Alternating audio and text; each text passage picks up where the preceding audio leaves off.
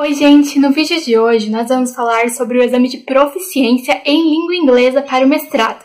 Se você tem curiosidade em saber como é, acompanhe o vídeo até o final.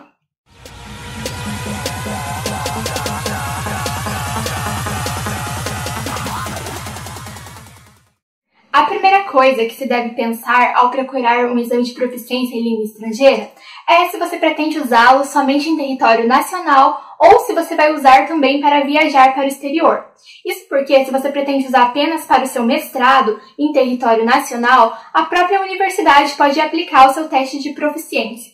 Mas, se você pretende viajar para o exterior, você vai precisar provar que você também consegue se comunicar muito bem na língua estrangeira, bem como ouvir e conseguir compreender o que as pessoas falantes dessa língua dizem. No mestrado, você vai precisar provar proficiência em apenas uma língua estrangeira. Agora, se o seu caso for no doutorado, provavelmente você vai precisar de 2 línguas, pelo menos no que eu tenho conhecimento, que é da área de letras.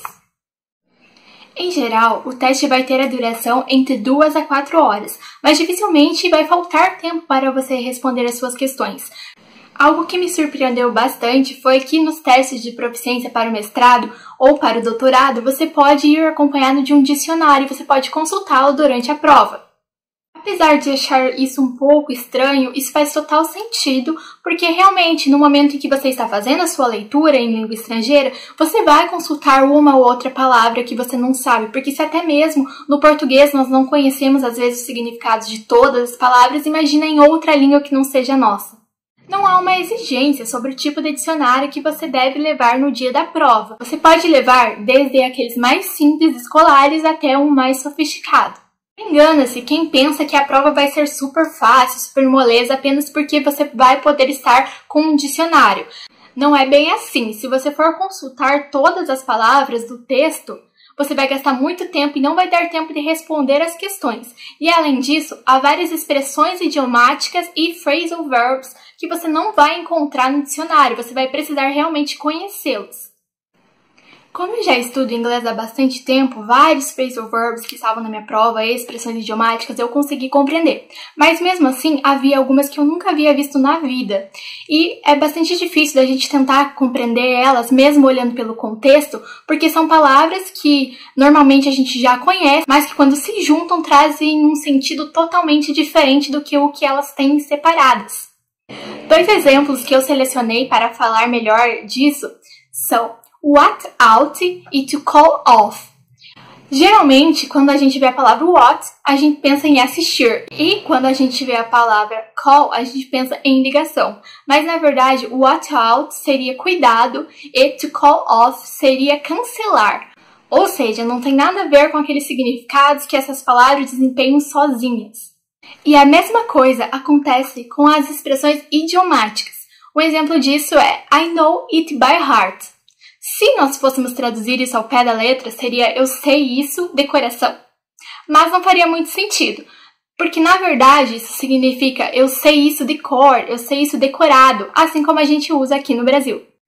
Ou ainda a expressão it rings a bell, que se a gente fosse tentar traduzir ao pé da letra, o que já não é muito recomendado, seria algo como toca um sino ou algo relacionado. Mas como a gente nunca vai traduzir palavra por palavra, isso significa, na verdade, isso me soa familiar, ou me soa familiar, ou soa familiar. Então esses exemplos que eu trouxe foram mais para vocês verem que a prova, por você estar com um dicionário nas mãos, não quer dizer que seja fácil. Você precisa estudar muitas coisas, não só a gramática, mas também expressões idiomáticas, phrasal verbs, também a cultura do país, porque são assuntos que caem na prova, mesmo que de forma indireta. Então a minha dica, não somente numa prova de idiomas, como qualquer prova que vocês forem fazer e que tenha várias questões e pouco tempo, é que vocês leiam primeiramente as questões. Porque aí quando vocês forem ler o texto, vocês já vão ter em mente o que vocês vão estar procurando.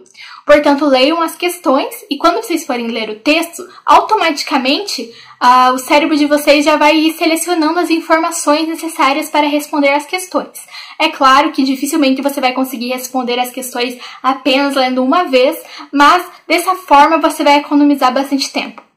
No meu teste, para que eu fosse aprovada, eu precisaria tirar mais de 7. Como eu tirei 9,5, fui aprovado, mas alguns testes pedem a nota 6. Isso vai depender muito da instituição que você vai realizar o seu teste. Em geral, eu creio que as outras línguas não sejam muito diferentes do que desse teste de inglês. Quando eu fiz na minha sala, se eu não me engano, tinha outras línguas e também elas puderam usar o dicionário. Creio que isso seja válido para a maioria. Acredito que aqui no Brasil, a língua que mais seja aceita pelas universidades seja o inglês.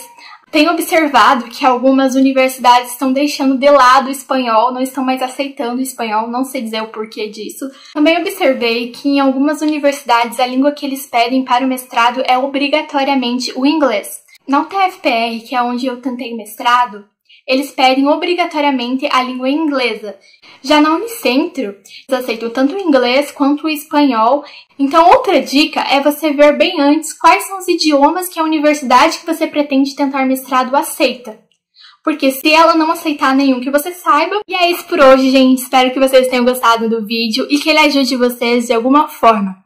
A ideia foi isso mesmo, só fazer um resuminho da experiência que eu tive e em breve vou gravar mais vídeos, talvez sobre assuntos parecidos como esse. Para quem se interessar, se inscreva aí no canal e fique por dentro das novidades, também me seguindo nas minhas redes sociais que eu vou deixar aqui ao lado.